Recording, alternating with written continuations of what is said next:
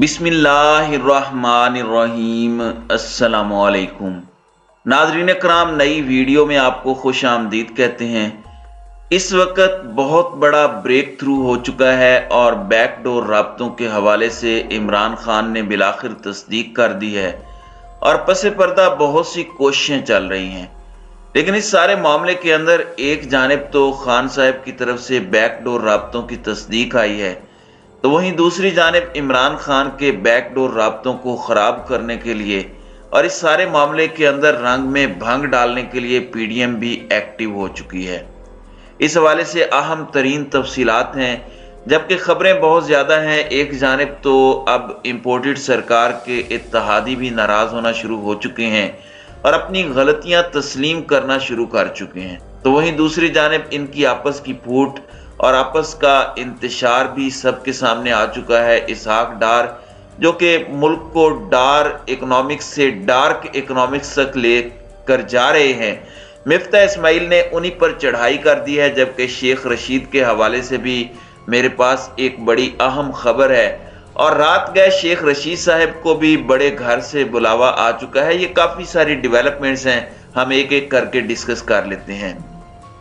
ناظرین کرام، سب سے پہلے تو رانا ثناءاللہ صاحب جو ہیں وہ اس وقت بیک ٹو بیک سٹیٹمنٹس دے رہے ہیں، اس وقت عمران خان کو غصہ دلا رہے ہیں، تپانے والی باتیں کر رہے ہیں، چیلنج پر چیلنج کر رہے ہیں کہ عمران خان فوری لانگ مارچ کریں اور پھر انتشار کی طرف ملک جائے، اور پھر ظاہری بات ہے کہ اس کیوس کے اندر اور انارکی کے اندر انہیں ایک ایگزٹ مل جائے، یہ ایگزٹ کر سکیں، اور آج پھر انہوں نے سٹیٹمنٹ دے دی ہے اور بیک ٹو بیک سٹیٹمنٹس دے رہے ہیں کہ ضمنی الیکشن میں جیت کا یہ مطلب نہیں کہ آپ کو اسلام آباد پر چڑھائی کا لائسنس مل جائے، جبکہ دوسری جانب ضمنی الیکشن میں ایک جانب یہ کہہ رہے ہیں ہمارے ووٹ بڑے ہیں، وہیں دوسری جانب ان کا کباڑا ہو چکا ہے، دیوالیہ ہو چکے ہیں یہ سیاسی طور پر، اور اپنے سیاسی تابوت میں انہوں نے کیل خود ٹھوکا ہے، اور سب سے زیادہ نقصان اگر کسی کا ہوا ہے تو وہ نون لیگ کا ہوا ہے۔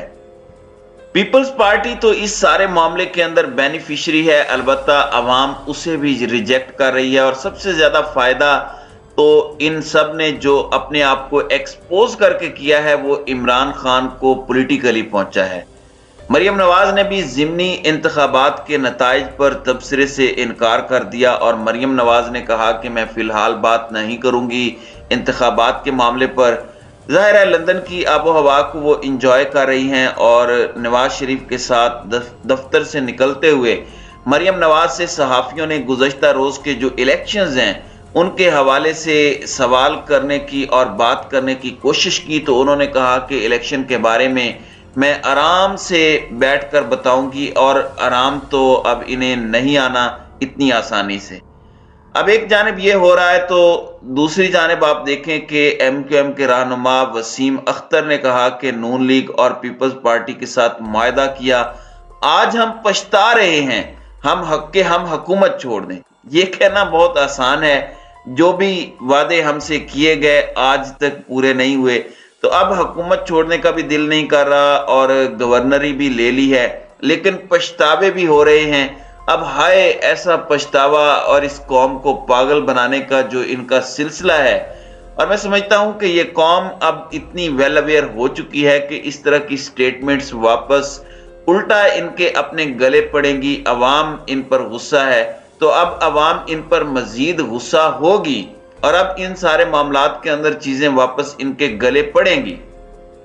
ایک جانب یہ سب ہو رہا ہے تو وہیں دوسری جانب انٹر بینک میں ڈالر کی قدر میں مسلسل چوتھے روز بھی اضافہ ہوا ہے، اور انٹر بینک میں کاروبار کے اختتام پر امریکی ڈالر کا بھاؤ 218.89 رہا، اور چوتھے روز یہ مسلسل ریٹ بڑھا ہے۔ اسحاق ڈار کا ہنی مون پیریڈ ختم ہو چکا ہے، ڈالر کو واپس پرواز اور پر اس وقت لگ چکے ہیں، اور مسلم لیگ نون کے رہنما اور سابق وفاقی وزیر خزانہ مفتاح اسماعیل نے ایک بار پھر وزیر خزانہ اسحاق ڈار پر تنقید کی ہے۔ انہوں نے کراچی میں نجی یونیورسٹی میں سیمینار سے خطاب کرتے ہوئے کہا کہ گزشتہ بار پٹرول ٹیکس نہ بڑھا کر غیر ذمہ دارانہ حرکت کی گئی، پٹرول کی قیمت پر ٹیکس اس مرتبہ بڑھایا گیا ہے۔ पेट्रोल कीमत पर हमारी पार्टी में इख्तलाफ हुए थे, हमें IMF से मुआहदे की पासदारी करना होगी। मिफ्ता इस्माइल का कहना था कि इत्तलाआत आ रही हैं कि बैंक बहुत महंगा डॉलर बेच रहे हैं। स्टेट बैंक से कहा था कि मामले की तहकीकात की जाए, बैंकों की फौरन ऑडिटिंग की जाए, बैंकों पर बहुत बड़ा जुर्माना किया जाए।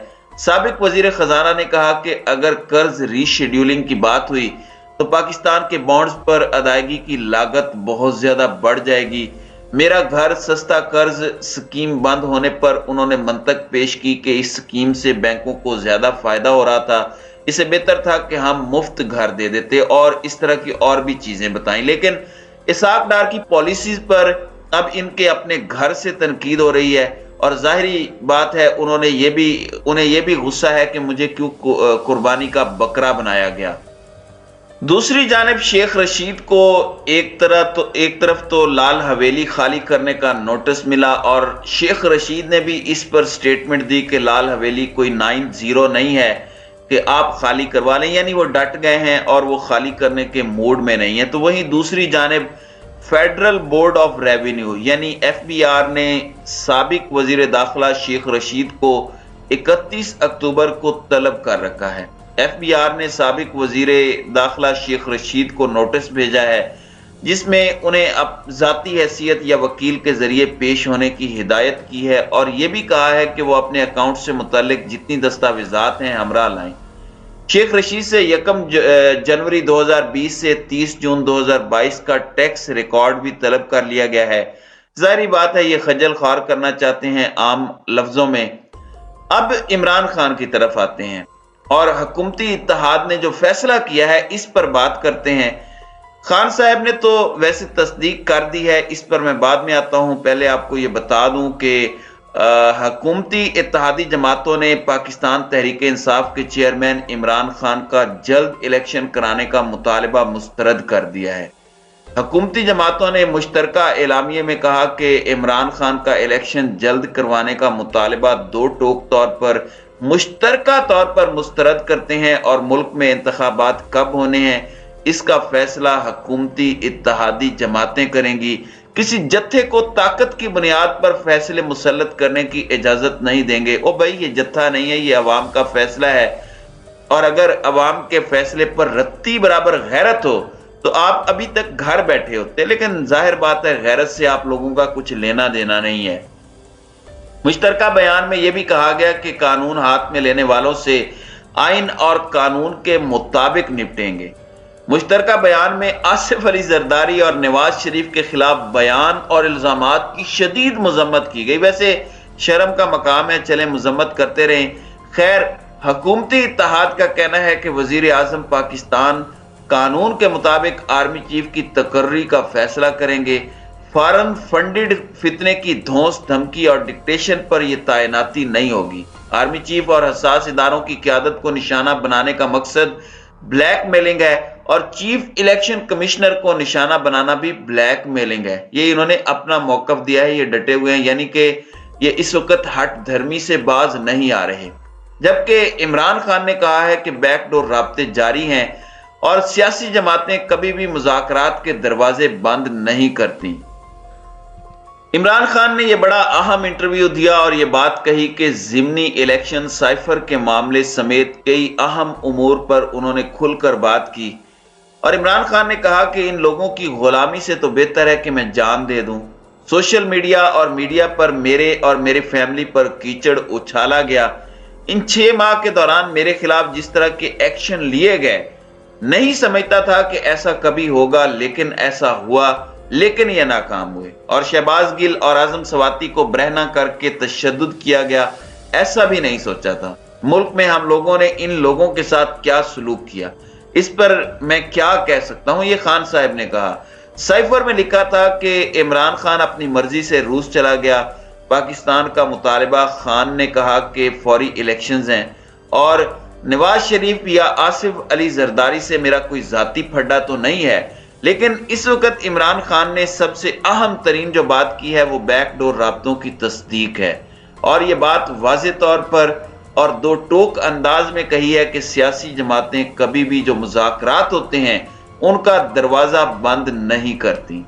तो नाज़रीन कराम, आपकी इस वीडियो के हवाले से क्या राय है? आप अपनी राय का इजहार कमेंट सेक्शन में जरूर कीजिएगा।